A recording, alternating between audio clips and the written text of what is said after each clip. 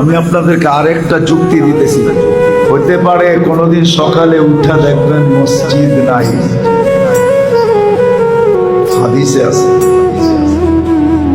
কোনোদিন সকালে উঠা দেখবেন মসজিদ নাই, উঠায় নিয়ে নিবে আল্লাহ।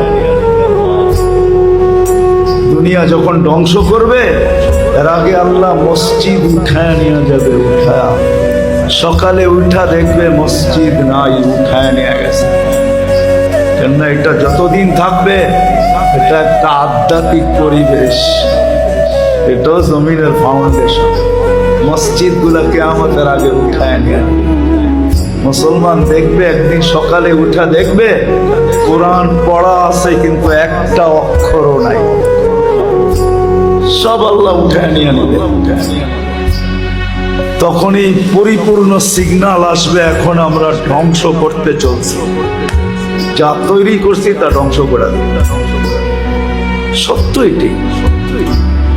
কিন্তু আমরা যদি এর সাথে অগাধ মহব্বত রাখি, ভালোবাসা রাখি, একে আবাদ করি, আসা যাওয়া